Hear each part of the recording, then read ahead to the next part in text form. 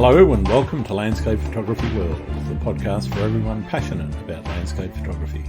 I'm Grant Swinburne and I'll be your host on this show, talking to landscape photographers about their motivations, likes and dislikes. Dylan Toe is a landscape photographer and general physician based in Adelaide, Australia. Dylan discusses his journey from moving to Australia in 1983 to his present pursuit of photography as a hobby. Sharing his passion for hiking and exploring nature with his wife Marianne and family, they started Everlook Photography with a mission to present hyper-realistic versions of the landscapes they encountered during their travels. On their journeys, Dylan captures remarkable images, focusing on presenting nature's beauty rather than creating artistically manipulated scenes. We cover Dylan's introduction to and development in photography, his experiences in capturing landscapes, his preparation for shoots, and his insights into wilderness photography. I hope you enjoy the show. Dylan, welcome to Landscape Photography World. How are you going? I'm good. Yourself? Yeah, pretty good. It's not bad for a Wednesday afternoon. Yeah, beautiful. Whereabouts are you? I'm in Adelaide, near the CBD. Yep. And nice. It's where I've been for many years, since 2000 and I first came to Australia back in 1983, so I've been in Adelaide the whole time. Okay, wow. Why don't you start with who you are, and then we can talk a little bit about why landscape photography and what got you started on it. Sure. So I'm Dylan Toe. I'm actually a general physician at the Royal Adelaide Hospital, but photography is a passion hobby, I guess you would call it. And I couldn't really talk about myself without including Marianne, who's my wife, because we started Everlook Photography, which is really the pair of us. And unfortunately, I say this to everyone, that she probably has the greater artistic talent. Okay. You can see behind me all the other kind of pursuits that she has in terms of other artistic media. But for me, I've been hopeless at all kinds of other kind of artistic pursuits. So basically, photography is an extension of my love for going hiking in nature and recording what I'm seeing and then presenting it to an audience, perhaps in a hyper stylized way. And it's always been our mission to present a version that's believable of what we've seen. Sure. And that's where it all stemmed from, because we used to travel a lot. We used to come home and think, gee, our photos are pretty terrible and they don't really represent the beauty of what we've seen.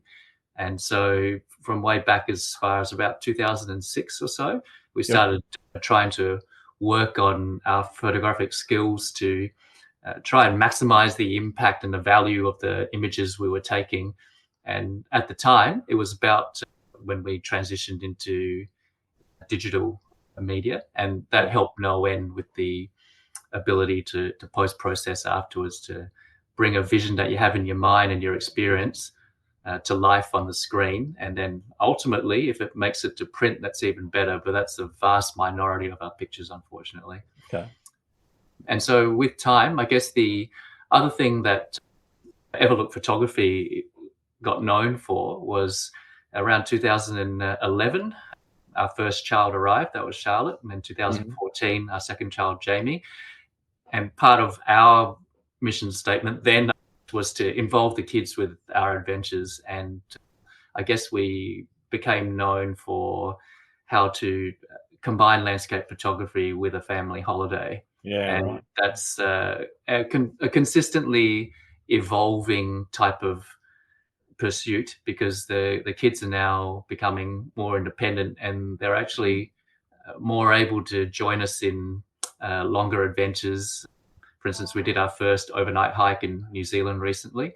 So I'm looking forward to introducing them to really wilderness photography, which is my main passion in terms of shooting images. But funny enough, it's the type of images in my portfolio that, even though I value them most, probably don't make up the majority of my images, because I don't get to go on true wilderness hikes very often, maybe once or twice a year.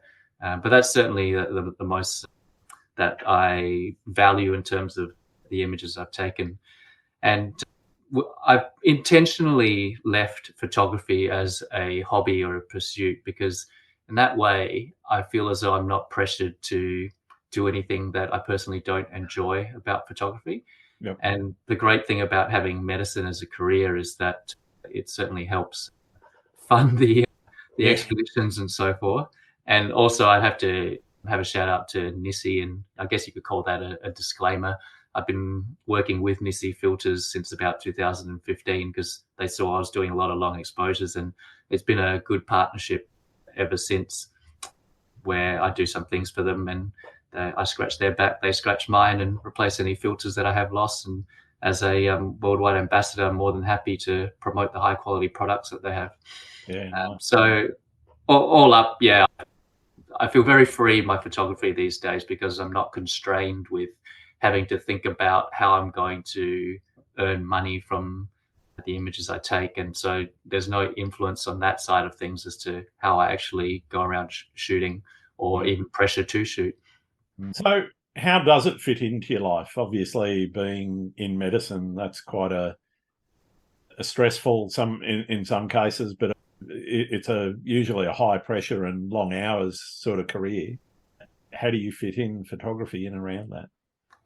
I guess to explain a little bit about that, just knowing a little bit about how you go through training might help explain that. So a lot of the hard yards are, in terms of hours, done early in your training. And so I actually finished all my training in around 2008. Right. And so you can then choose to specialize in areas that are more or less intense. And I chose to specialize in general medicine, which is not very procedural. So there's not a lot of after hours work. So for post 2008 onwards, I all of a sudden went from working 100 plus hours a fortnight to pretty regular hours. And so I've been able to fit photography into that quite nicely. But as the kids have gotten older and they have their sports commitments and other extra curricular activities, it's becoming increasingly difficult to shoot locally. So actually, most of the images that I'm taking and presenting on social media and so forth from dedicated holidays, and the pattern of the holiday shooting would be that because I don't sleep a hell of a lot, I tend to go out pre-dawn, shoot at dawn, and then rejoin the family for the rest of the day for family activities and sunsets and things, maybe. But most of the images that you see pre-dawn, going into dawn before coming back to join the family. So that's the evolution of our shot. And so I guess I'd estimate I have maybe 20 to 30 shooting days a year. Okay. So I've just got to try and maximize how I go about doing that. And I do always have plans going into a shoot, but part of the education about self-education about how to go about photographing a scene is how to adapt to conditions as they arise, and how to go from plan A to B to C to Z, really. Yeah. I want to talk about that a little bit later on, but what's your earliest photography memory? Where did it all start, and how did that sort of hook get set and drag you along?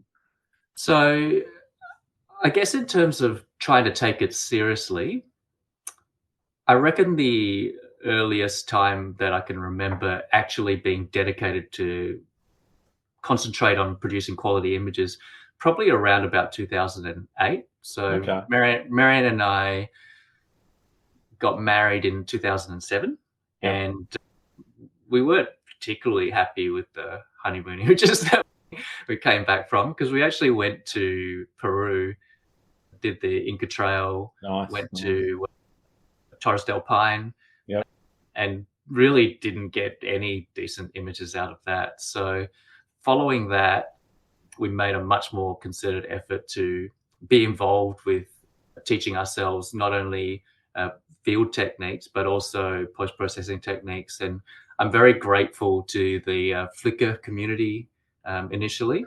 That's where I started the social media platform. And the community then was actually quite different. Everyone was very extremely supportive of each other and through there, I was able to get in touch with some of the Pacific Northwest US photographers, and they were able to help me develop my style. But in 2008, we had some dedicated trips to Tassie to do the overland, as well as to China to go to Yunnan province. And around that time, our goal was to be able to come back with usable images really for publication. Yeah. And we started to get involved with Australian Photography magazine at that time. And I guess in terms of traditional media, that's when we first started to become more known amongst photography circles to begin with.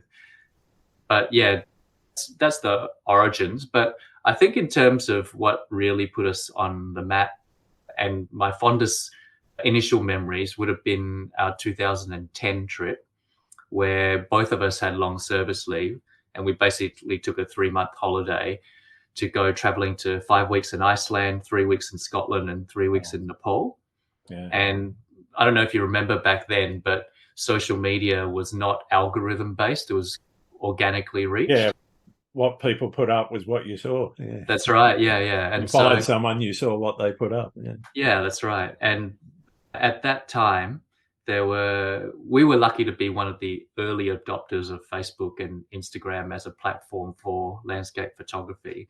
And because we had a huge backlog of images, particularly from Iceland, which wasn't really that visited at the time, that really put us on the map. And by far our fondest memories would have been trips to Iceland. 2009 more as a scouting thing, and then 2010 spending a good 5 weeks there. Sure. Yeah. So what is it that motivates you now creatively? What is it that drags you back to photography for those 30 days that you get to shoot? Yeah. So funny enough, it's what drives me isn't the end product, the art of it all. And I think that's what makes it sustainable for me, because I still love getting up early, going for a jog, keeping fit, so I can do very long in and out hikes, so that I can do multi-day backpacking trips and still have the energy at the end of the day to head out and shoot and so forth. Yep. So I'm just loving getting out there and exploring whatever it is nature has to offer. And in particular, when I go on trips overseas or even to places I've been before, I'm always looking to explore places that I haven't seen photographed. And sometimes you end up uncovering gems. Sometimes they're a bit of a dud photographically, but you still had that experience in terms of planning and exploring. And that's all part of the process that keeps me going. So when I'm going on any trip, I do heaps of planning to see what kind of locations are not very frequented, try to head out there. And it's a real satisfying feeling just to be able to get to those places, even if I don't come away with images. Yeah. So as I said, for me, it's not the end product of producing an image that drives me. It's the whole process of getting out there and exploring. And it's almost like a serendipitous finding if I happen to produce a good image from a certain spot. Yeah. And in terms of that, I guess, planning versus serendipity, if you like, or spontaneous photography sort of spectrum, whereabouts do you see yourself fitting? Are you a planner? Do you plan your shoots? Obviously, when you're doing it with such a short amount of time, you're thinking about where you're going to go, whether it's for a holiday or specifically for photography. Yeah. I was going to say, locally, it's definitely spontaneous. If I just have the time, I know some spots to go to. Sure. And I know which places on, say, for instance, Google Maps that I've looked at before that look interesting that I haven't been to. Yep. So if I'm just visiting in the south coast near Adelaide, I'll try to just explore somewhere that I haven't been before. And there's no real planning there. I suppose if there's a trip planning aspect to it, in terms, for instance, if I explain the geography of somewhere like Kangaroo Island, Yep. there's a lot of places on the north coast that are good for winter shooting, because that's where the direct light will be, and a lot of places on the south coast that are good for summer shooting. So if we're happening to visit the Kangaroo Island in winter, I'll probably plan more to stay in places on the north coast, and then the shoots are more spontaneous from there. But and likewise in summer it'll be South Coast. So locally, pretty spontaneous. Whatever arises in the conditions is what I'll shoot. But in a overseas trip in particular, I basically create a custom Google map with all the places of interest that I could potentially go to, and it usually ends up being 5 times the number of places that I'll actually get to. So I will, and I'll mark whether or not I think that might be a good dawn shoot, a sunset shoot. I don't do a lot of astro, but potentially whether or not there's an astro shoot on offer there. And then potentially if it's somewhere like South Island, New Zealand, whether or not there are any south-facing objects of interest for aurora and things like that. Yep. So a lot of this is pre-planned out, but it all depends like what the weather gives you. And so of course. Yeah. For overseas trips, definitely I do heaps and heaps of planning. And even for the wilderness trips, there's heaps of planning. But when I actually get to the location, then it's much more spontaneous. Like I never really go to a location thinking I'm going to get that shot. Yeah. You know? So there's no real pre-visualization of that specific image. No, very rarely. I think these days when I'm location planning, what I tend to do is I tend to just look at Google and the types of images that people have created from there. Yeah, because they tend to be just snapshots, and they probably more represent the reality of what you might see there. Yeah. The problem is if you start looking, for me, if I start looking at fine art photography of those areas, I don't know whether people have taken creative license to stretch mountains, introduce skies that weren't there, etc. So for the planning aspects of it, I'll certainly be looking at more down-to-earth images. But for inspiration, for sure, I'd be looking at the types of things that other people have created from that area. But that's not really what I'm looking at to plan. Do you have goals in your photography? Is there an end state that you're working towards with your photography, or is it just something that, as you say, it's a hobby, so you just go with the flow and enjoy it while it lasts? Yeah.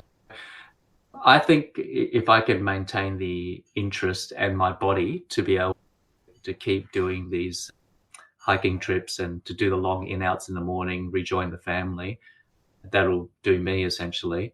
Yeah. And part of the joy from coming back from a trip is creating the memories for the family video that I tend to create from every trip. So that's usually the first priority when I get back. And then second, I've just uploaded something to YouTube for the landscape photography side of New Zealand, the most recent trip that we did. So I think it's not, as I mentioned before, it's not really the production of art that drives me when I go to a trip. Sometimes when Nissi, for instance, have a new product, then I do put a bit of pressure on myself to see what images I can create with that new product. Mm-hmm. But it's because Nissi selected me because of my style. So it's not like I selected Nissi and approached them. So whenever I'm shooting for them, I'm really just shooting the way I normally shoot, just with new gear. But there is that slight added pressure to see if I can come back with something to help them promote a new product, basically.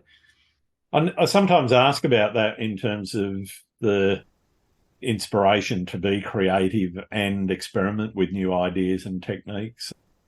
Is that the main driver, or do you prefer to stay in your lane and just keep producing the very high quality images, but the images that you fit within your style? Yeah, look, I see a lot of images that, I guess I could put it into two groups. There's images that I really appreciate from an artistic point of view. And there's images that I aspire to in terms of what I could create by being at the right place at the right time with the appropriate planning. And so in terms of what drives me to push myself to boundaries, it's more the latter.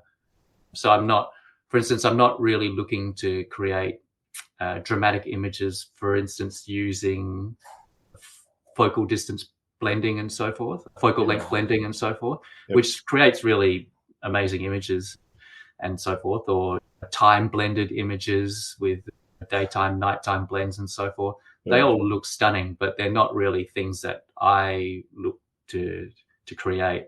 So for me, I'm actually, this might sound a bit contrary to what a lot of artists pursue, but I'm quite comfortable kind of where I am without necessarily want to push boundaries further. And it all comes down to the motivation of getting out there and shooting in the first place.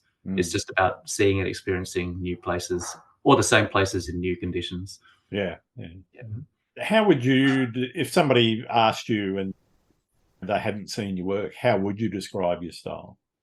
I would describe it as a hyper-real representation of the experience I had at that location. Yeah. Okay. And that's always been both Marianne and I's goal.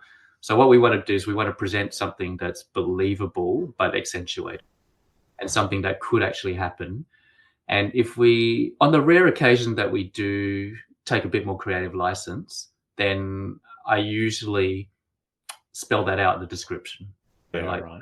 the skies from Adelaide is a southern sky in a northern hemisphere landscape or something like that. Or I've stretched the mountains because I wasn't happy with the perspective that I got, and so forth. I think it's useful to disclose those things because Absolutely. Yeah. when people look at your work for inspiration for the second category I was describing before about aspiring to actually take those images, I feel bad if people get there and all of a sudden it's nothing like what you saw on an image. So yeah, because that's happened quite a lot to me early on, which is why I developed this almost two categories of looking at images. Sure. You put a lot of emphasis on the environment and wilderness in your work. Obviously, that's really important to you. Do you see yourself as an environmental advocate in any way? This is something that I not necessarily struggle with, but I have frequent discussions with, particularly in Tasmanian photography circles. Yep. Because I think people want me with my work to actively be involved in those pursuits. Sure.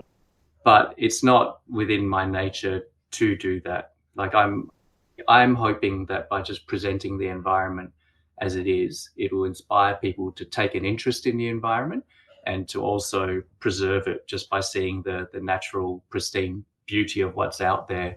But I'm not telling people how they should do their hiking and so forth. I perhaps naively have an inherent trust that the vast majority of people who see my work and want to visit those locations will behave in a responsible manner.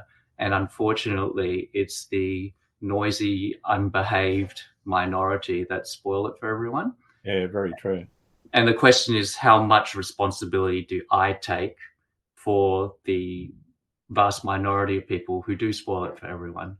Yeah. And I'm hoping that whenever I put images out, particularly of the wilderness, that the effect it has on inspiring the vast majority to take an interest in nature and so forth outweighs the negatives of that small group of pesky people who are probably more self-interested than in the environment. You mentioned that you have not really focused on the business side of things, but obviously having relationships with Nessie and the Australian photography magazine, landscape photography magazine, etc. There's obviously people that would come to you and say, all right, I'd love to buy some of your images. Mm-hmm. Do you sell anything? You've got a website, as I understand, and you sell prints, etc. there. Yeah. How much of that, or how much of that business side of things do you pay attention to, or is it just that purely that side hustle for you? Yeah, it is largely a side hustle. A lot of we do get some income from photography, but most of those photographic incomes have been relationships that we've developed over the years that have resulted in like a bit of a trickle income. Yeah. For instance, Nissi, it saves me from buying filters, and they pay me a certain bit to help them with translations because they're a China-based company and so forth. Other companies that we've had experience with, Picketeer postcards in New Zealand. Yep. So once again, back in the early days when we visited New Zealand, we became involved with them. And fortunately for us, they've exploded into be a really major postcard company. And so we get a commission from each postcard of ours that they use to sell. And so that brings a bit of trickle income in. And over the years, we've had, based on our social media presence, people have asked us to use our platform to sponsor products and so forth, Icebreaker, for instance, and SanDisk and all that. So there's been little trickles of income that have come organically just through our presence on social media, rather than us actually seeking out sponsorship deals and things like that, because there's literally no pressure on us to do that. So we're quite comfortable in picking and choosing who would want to use our website, because sometimes strange things like watch companies or cosmetic companies will all of a sudden want to use sunglasses and all those sorts of. Yeah, and I'm like, I don't really think that suits advertising. That all of a sudden would be quite jarring. I keep having female jewelry companies saying we'd be a great fit for their brand, and I'm going, I don't think we would. Yeah, I don't know. Yeah, how? I can't see myself modelling that in my videos. Yeah. So I can't remember the last time we sold a big print, but we do go through Riptide to sell our prints, and they do sell some, and we provide them images from time to time. So most of the income and the business side of things is through trickles from relationships that we've established over the years. I'd like to move on to where you like to shoot. What are the places that keep drawing you back? It could be local, could be overseas, could be anywhere.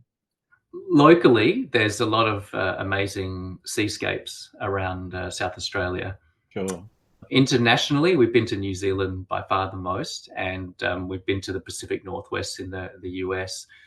There's a heap of. I probably shouldn't screen share, should I? Because this is a podcast. You can screen share if you like. That's fine. Yeah.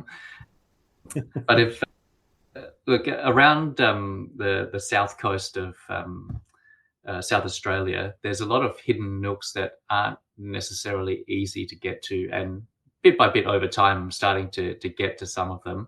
And a lot of the time, I don't get very good images that come out of them. But once again, the exploration process is very worthwhile anyway.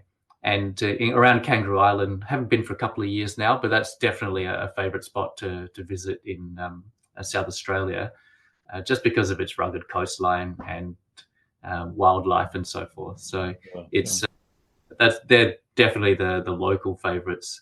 I'd love to explore more of the Flinders Ranges, and one day, if I ever get into aerials, maybe head up to Lake Eyre. But because aerials belong in that category where I appreciate it for art without necessarily aspiring to produce them myself. And the reason for that is I'd much rather be spending time hiking, camping and so forth than sitting in a plane taking photos. So and that speaks to just having the experience rather than trying to produce images. So that's I don't see myself going into aerials, but in South Australia there's so much potential to be doing aerial photography, and every once in a while I just take Google screenshots from Google Maps as to where might be a good spot, but then I've never then had the desire to follow through and arrange a flight and so forth. But in terms of where overseas, New Zealand is definitely a go-to place for photography, particularly because we just don't get that type of alpine scapes, even in somewhere like Tasmania, which is probably the closest that you have to there. You don't have 3,000 metre high mountains that are snow-capped most of the year and so forth. So New Zealand's got so much to offer. And even though Australia does as well, the difference is that I find New Zealand is so much more concentrated. There's much less commuting to get to between amazing places. You don't have to drive 5 or 6 hours to get from point A to point B. Yeah, that's right. And so that's one of the problems in South Australia in particular. There's a lot of nothing in between great spots. But I found in New Zealand that's particularly handy for a family holiday where, you know, I don't have to drive too far at dawn to get to a spot and then come back at a decent hour to then rejoin for family activities. Yeah, you can pack a lot into a short period. Yeah, but look, my favorite, the place where I've done the most hiking is definitely Tasmania, and Tasmania is the place where I feel most in the wild, so to speak. I'm sure there are places in New Zealand, but because I haven't done the kind of exploration in remote areas to the same extent as Tasmania, I haven't had that same experience in New Zealand. Most of what I've done there is hut-to-hut hiking there rather than camping expeditions, because it is overseas and you have to bring all the stuff over. Yeah. And there's just a bit too much luggage when you're bringing hiring tents and whatever is a bit challenging. Mm-hmm. Yeah. Tassie's definitely the Australian location that I go to, and in particular kind of Southwest National Park where the Arthur Ranges and so forth, that they're by far, that range is just incredible in terms of the topography and the scenery that you get. Yeah. If you could retire at one of the places you've shot, which would it be? I reckon either Hobart or somewhere in South Island. Okay. Those would be the two places I think that if the body was still willing when I retire, to be able to explore all these locations, and I'm hoping to keep the body in good shape for that, then I'm sure I'd be out and about most days of the week doing some kind of exploration. What's your most memorable shooting experience? I think for me, there was a morning in the Western Arthurs at Lake Oberon where we had basically, Luke and two other photographers, we'd been holed up in a tent for the previous kind of 24 hours with extreme winds and a lot of rain and so forth. And so when it cleared up on the last morning, it was just magnificent with all the rays of light shining through and so forth. So that's probably one of my most memorable experiences there. And I think I've given you a copy of that particular image in the folder that we shared. But the other one most recently was being on top of the Eastern Arthurs, where there was basically a rip-roaring aurora over Federation Peak. Fantastic. I really didn't get great images because I had brought just limited kind of focal length lenses. But if you look at Luke's portfolio, he's got an amazing image of Federation Peak fully exposed in the moonlight with the aurora going in the background as well. So that was pretty magical being up there. Nice. What about horror stories? Look, on the most recent trip, this one's still poignant. We were driving back from Milford Sound to Taianau, and we had parked halfway at a place called Nobbs Flat. Yep. That's where a lot of people just stop off to use the toilet, but there's actually a really good waterfall there. So as everyone was going off to the toilet, I opened the boot to grab my camera bag out, and because it was on a slope, half the luggage kind of tipped out. So I was trying to shove in all the luggage, and because I was going to use the camera bag, I left the camera bag out. And because I didn't want this to happen again, I thought I'd better move the car. And unfortunately, as I was reversing, I basically ran over my camera bag. Oh, no. Yeah. I was very amazed that there wasn't more damage. Essentially, what happened was that the 14 to 35 that was attached to the camera body was completely crushed. Oh, and so I didn't have a wide angle to work with for a bit. And somehow the R5 body that the lens was attached to survived. So that speaks to the durability of that body. Definitely. And also the 100 to 500, which was also rolled over. The only problem that had was getting tight around a 300 to 500 zoom.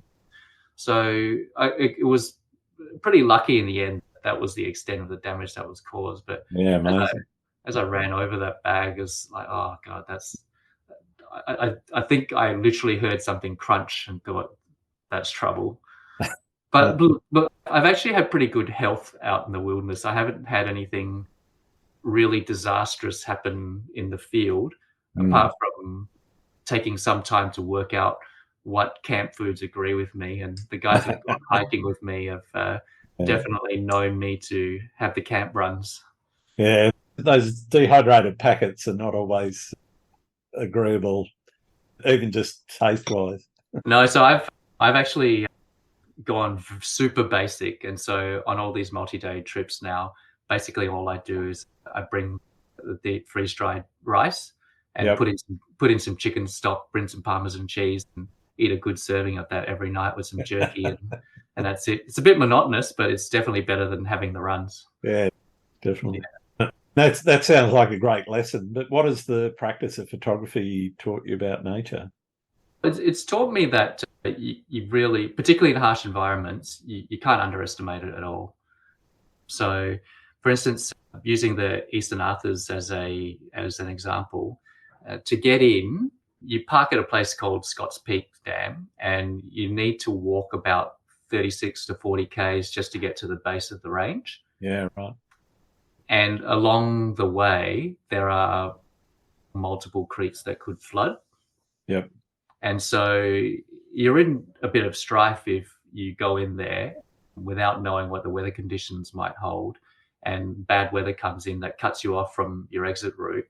And for argument's sake, say you don't have enough food or something like that. Yeah. So it's taught me that nature rules all, and you're really at Mother Nature's mercy, and you have to have your senses about you. It got to the point where one of our group members, who's very experienced in hiking, just basically had a bit of I think got extremely anxious at the base of the range just from the sheer isolation of it, and so stayed at the bottom instead of going up. So it's the opposite of cabin fever that could happen to you out there, and you've just got to be safe out there and have contingencies. All of us had our emergency personal locator beacons and so forth in case we needed to activate it and so forth. Yeah. So yeah, learning just being responsible in nature as well. The other kind of adverse thing I think I've learned about nature is that you can see the impact of foot traffic in certain locations that threaten to damage certain locations. Yeah. So one prime example of that would be a place called the Polkai Tarns in Mount Taranaki in New Zealand. Yep. Back when I visited in 2014, people like to go around behind the tarn to get a reflection shot of Mount Taranaki. And over the years, that's just become increasingly boggy because of the foot traffic, even though it's not a lot of foot traffic. And so they've had to put in... it's just a delicate environment. Yeah, that's right. It's nature can be very powerful, but also fickle at the same time. Delicate at the same time. You try not to damage anything, and if I'm walking in sensitive areas, I'll try to avoid using my boots and things like that, or try not to go in there at all. Yeah. I think it's always a contentious topic about whether or not you go off trail to get shots. But I guess for those some wilderness areas, it's difficult when there isn't a trail in the first place. Yeah, that's right. And there's a minimal trail, for instance, in the Eastern Arthurs and so forth. But I guess you've got to use your judgment as to whether or not the image is worth, one, your safety, and secondly, whether it's worth potentially damaging the environment to get to. Yeah. I'm interested, I guess, in those wilderness sort of excursions that you do. The amount of prep you talked about, having an EPIRB and thinking about the weather conditions that could be upcoming in the days following when you start out. How much planning or how much time and effort do you put into your planning of those sorts of trips?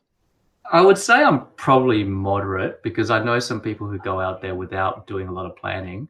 Sure. And then I know other people like Luke who put massive amounts of effort into planning. And other groups I've been with have been putting spreadsheets as to the exact weight that they'd be carrying and so forth. Yep. For me, I just make sure that I have enough food, enough spare change of clothes to not be completely sodden, and then all the essentials. And then I pack that into a bag and then take it for a dry run locally. to see how that all fits together, what the weight is, and then see if I can economize from that point of view. And I'm not really planning for, when I'm doing those multi-day trips, I'm not really planning photography shoots, and I'm not going there with a specific image in mind. That's definitely more about the experience. But so in terms of gear planning and so forth, it's a pretty fixed routine now in terms of sleeping gear, clothing, outers, waterproofs, and nutrition and so forth. But the minimal kind of photography image planning, but a lot of it for me comes down to physical condition as well. Right. So I do a lot of running locally and running up hills and things like that, because I guess I've been on trips where it's so tiring to get from location to location with a heavy pack that the temptation really is just to set up camp and stay in there the rest of the time until you got to move again.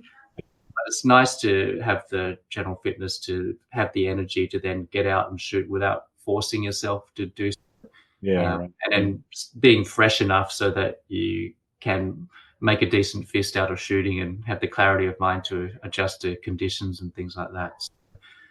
Funny enough, most of my fitness work that I do at home is really as a just in case. So I do my next wilderness hike and get to a location quickly, so I've got plenty of time to explore once I'm set up. Sure. Yeah. What about the trimming the camera bag down? How do you select which lenses, what tripod, etc.? What's your process going through your mind when you're setting all of that up? So for a camping trip, normally what I would bring is just one body, a wide angle, which is currently the 14 to 35 that I'm using. And then if I'm going to be in the mountains, then one long lens. And though I would love to bring the 100 to 500, it's just way too big. So I settle for using the 70 to 200 f4, which is great quality, and it's probably the lightest kind of zoom lens of that kind of focal length that I have. So it's those two lenses. And then instead of bringing heaps of batteries and things, normally I just bring a decent power bank that will charge everything that I've got, including the camera batteries. So for the Eastern Arthurs, which we projected to be a 9-day, but turned out to be a 7-day hike, I just brought one spare battery and charged in between. Try to shoot economically when I'm actually shooting. In terms of filters, I don't bring a lot when I go on the multi-day trips. I basically bring a hard case with a 6-stop and a polarizer and the filter holder set up, and that's about it. So it's really a lot smaller than what I would normally bring, and I'm usually carrying that in a front pack so that I can whip out the camera and shoot some images as I need. Right. Sometimes you can't have the front pack on, though, when you're doing a lot of almost rock climbing stuff in the Arthurs. But in general, that's the kind of setup that I have. I guess it does depend a lot on the terrain you're traversing. But that's the multi-day kind of setup. But if I'm doing a long in-out, then I'll just bring the normal camera stuff, because that's still way lighter than the hiking pack that I'd be used to carrying. What do you normally carry in your bag? I've trimmed it down to a sling bag with 3 lenses in, usually two or three and one body, and that usually covers the 70 to 200 range. I got a 16 to 35 and a 24 to 105. Which sort of covers that. I've also got a 2 times converter for the 70 to 200, but it depends on where I'm going as to whether or not I'm going to take that. If I know I'm going somewhere where I'm likely to need that extra reach, then I'll stick that converter in, because it's a nice lightweight and better than trying to take, as you say, a 100 to 500. In my normal pack, I would have the 14 to 35 attached to the camera, plus the 24-70, plus 100 to 500, plus the filter setup. And then normally what I also have in my pack, apart from the tripod I'm using a Surui 2 series, so it's intermediate weight. I find the really light hiking tripods too light. If you're going all the way out in the wilderness and you're likely to encounter, particularly in mountains, very windy conditions. Yeah. I just don't really want to risk having tripod shake introduced into images, because I am taking a lot of long exposures. So for that reason, I just my usual kind of tripod setup. Yeah. But over and above that, normally what hangs off the side of my pack is some kind of waterproof cover, as well as some micro spikes in case there's really slippery environments to be in. Yep. With a preference not to use them unless I really have to, because they can scuff up the ground a little bit. Shooting alone or with other people? It depends on the circumstance. Most of the time I shoot alone, and I find the process of doing that almost what I get out to do landscape photography for. It's like a release from, like, being in the nature by myself as a solitary experience is a stark contrast to working in huge multidisciplinary teams within a tertiary hospital and so forth. So it's like the complete opposite. But if I'm going on a multi-day hike, then I feel much more secure if I'm going in a group. And particularly if we're going to precarious places, it just adds that safety factor to be there with other people. And on the last trip, for instance, Luke had some, what do you call them? Ultra high UHF radios that we could use to contact each other as well, as an added layer of safety. Yeah. So generally speaking, the part of the motivation is to escape the masses, basically. But in dangerous places or in remote wilderness, definitely a preference for group shooting. Yeah, absolutely. What about the process when you bring the images home? Are you straight into editing and get them? Oh, yeah. Or are you want to let them marinate for a bit? Nah, they're like when I give photo talks at photo clubs and so forth, the main thing I focus on is talking about the images and stories that go with them. So that's why I'm super keen when I get home to just have a look at what these images look like on a big screen, because I don't bring anything. I don't do any editing on the road or anything like that. They just stay in the camera, and the laptop's basically used as a backup device, and I might take a sneak peek at some of the pictures, but there's no kind of proper editing that I'm doing on trips and so forth. So when I get home, normally what I do is I stick the card in the computer and create the Lightroom catalog while I do all the other kind of unpacking and so forth. And then once all the cleaning up and unpacking's happened, I sit down at the computer and start trying to choose which images I want to start editing first. Cool. And I don't, there's no real process as to which image I'm going to do first. It's just a question of eventually getting to all of them. Like, I think we returned from the New Zealand trip on the mid-October, and I've probably edited most of the images that I want to from now, while the experience is still fresh.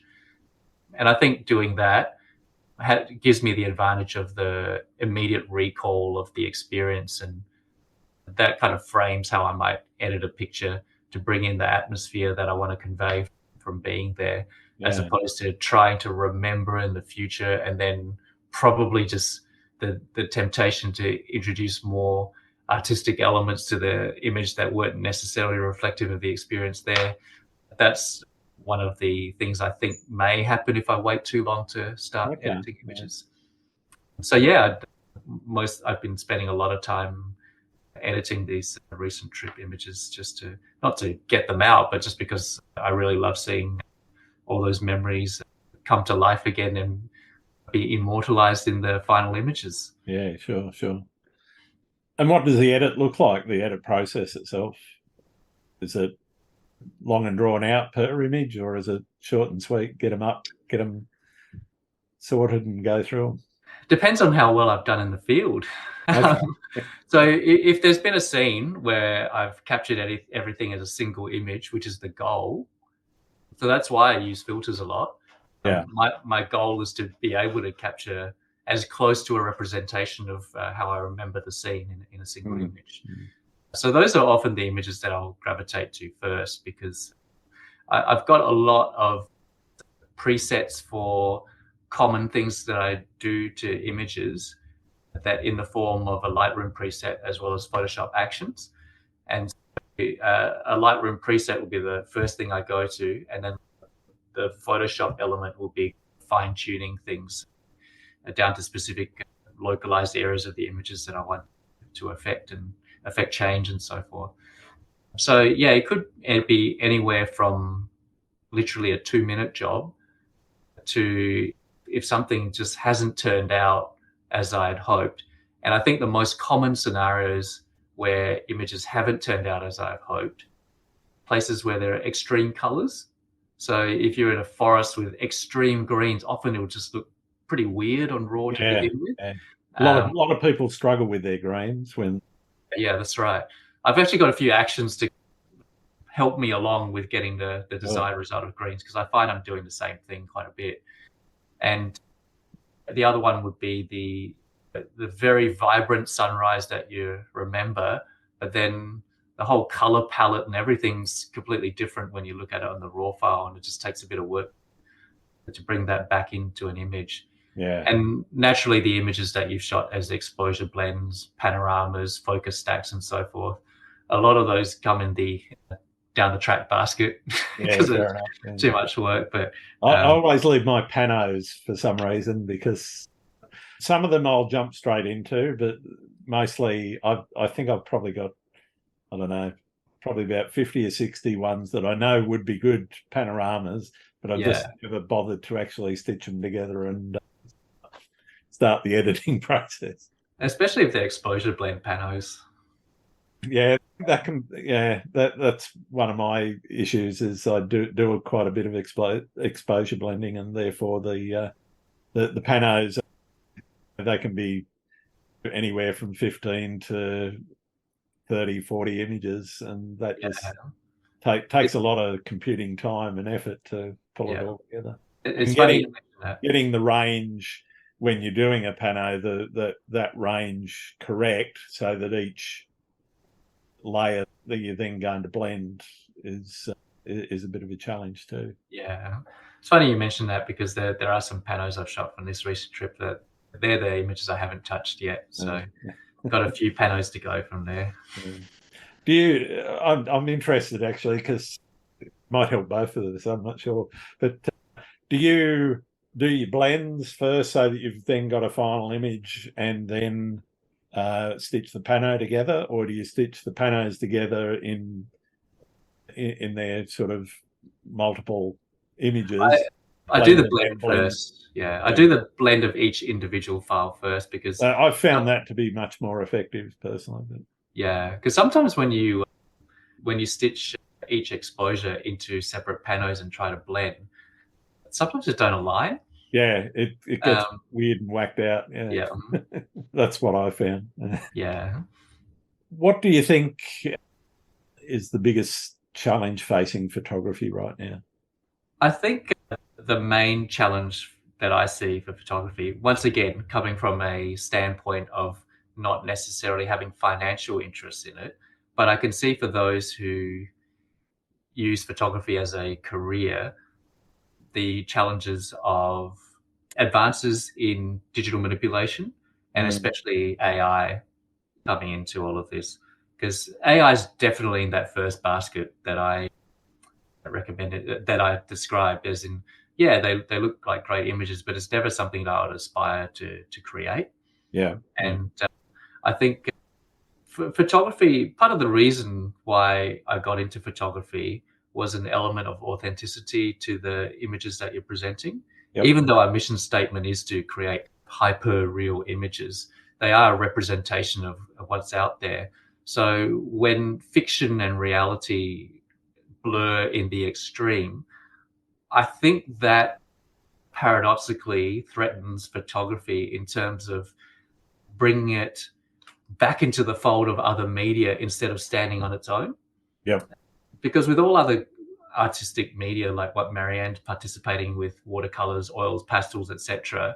Sure. All of those are, you can be as fictional as you like, and there's no question as to the authenticity of those. The artistic license is unlimited. Is limitless, yeah. But particularly because photography has been used for genres such as photojournalism, and if it starts to threaten the integrity of that, then photography as an art is a bit threatened. And also the other element of it from a environmental point of view is that photography is great to be used as a kind of conservation tool in terms of documenting what certain places look like at certain times. Yeah. As a reference to the future as to how, for instance, climate change or how the impact of visitation from too many visitors in an under-supported infrastructure can affect a sensitive environment.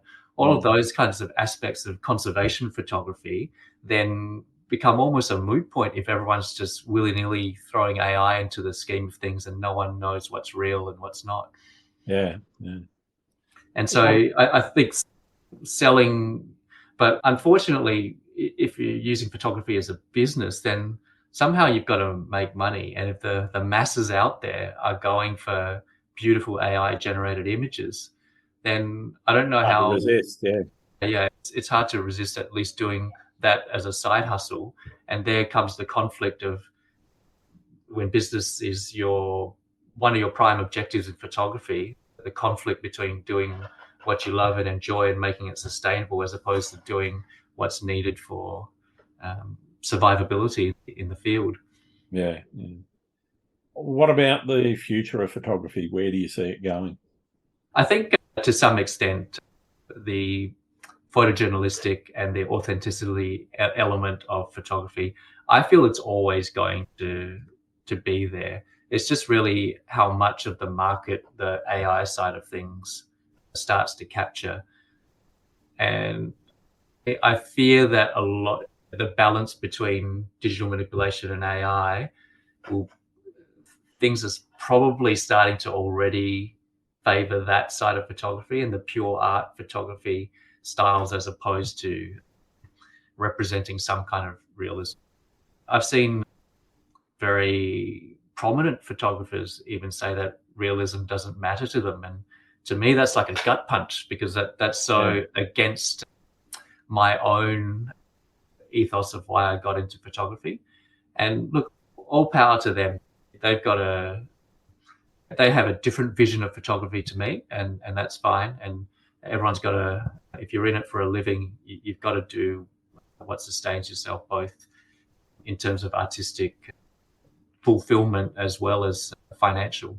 Yeah, it's interesting.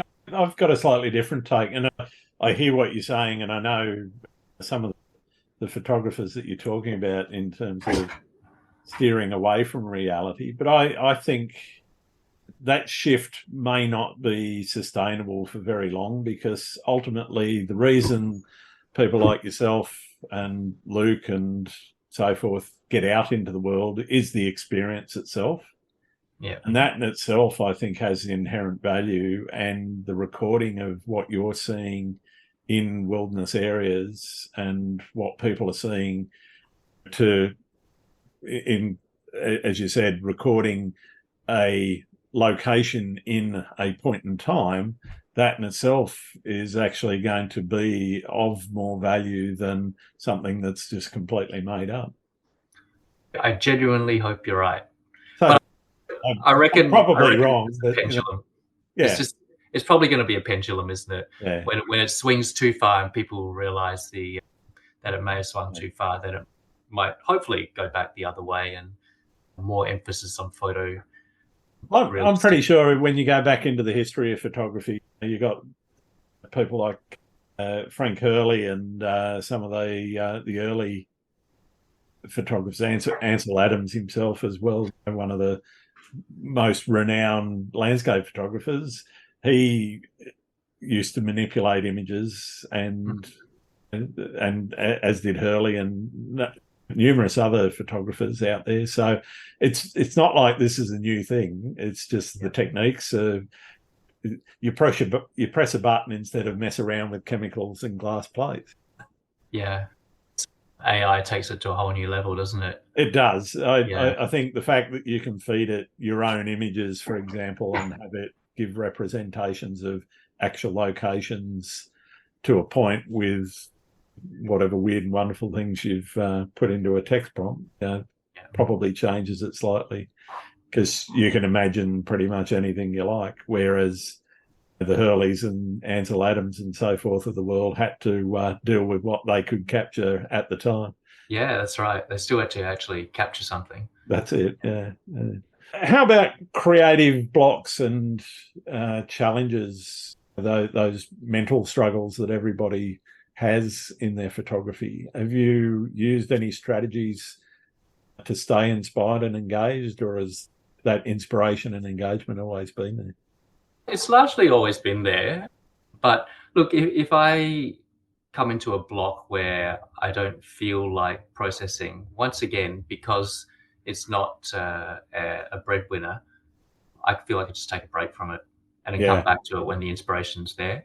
So I don't try to force things along to keep momentum and stay relevant and so forth. Once upon a time, I did put that pressure on myself, like in the early 2000s, when Marianne and I were both contemplating whether or not we would branch off more to using photography as a business. Yeah. And then we started doing a lot of things like wedding photography, pet photography, and different cross genres and so forth, just to keep the momentum. And then, it would be a real struggle, for instance, after you shot a wedding and you're too tired, you're not feeling particularly creative, then it's just like a preset. Oh, this one I might edit a bit more. These days, there's really not a lot of that happening, because I'm really, when I feel like editing, I'll edit a bunch of images. When I feel like relaxing and just playing computer games with my kids, I can go and do that. If I feel like emphasizing more of fitness, I'll go and do that. I think it's a potentially underrated way to go about photography, to have it funded by another alternative, more secure source of income. Yeah. And providing that it's something you enjoy as well. And I guess I'm lucky. This is it. Yeah. If I can imagine, it's a really tough situation if you've got the alternative income source that you're not really enjoying, then it's a real struggle. But I'm very lucky. I consider myself very lucky to be having an interest both in photography and also be very committed to the career that I've got, because I've got a strong interest in it still. Yeah. What's your favorite thing about being a photographer? I think the main thing about being a photographer is the ability to share experiences after I come away from the fact. So the primary goal for me is, as I keep mentioning, to get out there and explore. But once I create the image, I think I feel good about having recorded the image for myself. But then if that image can inspire people to take an interest in the locations and go out there and visit and experience it for themselves, then I think you'll get more people interested in nature, basically. And so that's, if people then write back to me and say, thanks for your advice about this, we had a really great time and so forth. And most of the time when that happens, these are responsible people. These haven't been people who have gone out there and trashed the environment and so forth. So I'm very wary. I'm very grateful when I've impacted people in a positive way to go and experience things for themselves. Yeah. What about your least favorite thing? I think the least favorite thing, as in any profession, is when it starts to get political. Yeah. So I can't avoid that in my real work because it's my real work, but I can step away from it in photography. And I think the major issues I've had largely based around accusations that, because I have a relatively large social media presence, though it's not that visible these days, that if I put up an image of a sensitive area, the hordes will go there and destroy it. But because other people don't have that following, they're free to put up the same image. Yeah. And I think it's a strange kind of attitude to have, but that's where I've had most kind of conflict in terms of photography. And that's the justifying why I do things the way I do is probably the the least favorite thing that I have to do about photography. Do you still geotag images at all? I don't geotag them. I'll say where they are.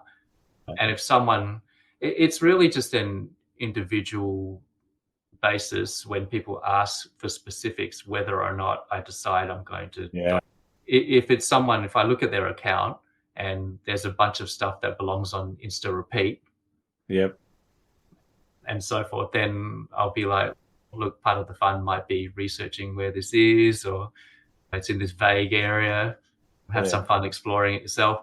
But if it's someone who I see is very much into nature and conservation, I'm more than happy to share the locations and even how to get there and best times to get there and things like that. So it is.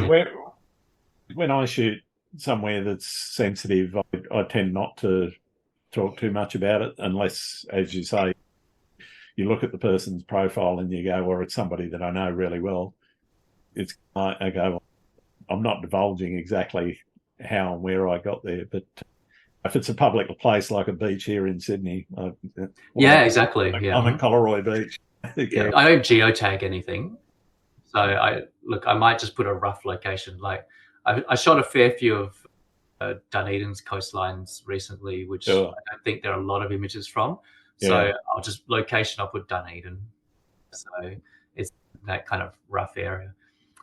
But where I struggle with withholding information is that a lot of my exploration efforts have really come on the basis of goodwill of people sharing their own images. I haven't asked them direct, but they've made their images available online, and I've benefited from that. So I feel it. I feel it very strange for me to purposely withhold information unless I feel, using my judgment, that there's good reason to do so. So I think most of the time I'm actually quite generous with telling people where things are. I want to bring things full circle. You mentioned the early Flickr days and the collaboration or the community that was around in those days. Where do you see community now in social media? Is there one, or is it everyone out for themselves and it's a cutthroat place?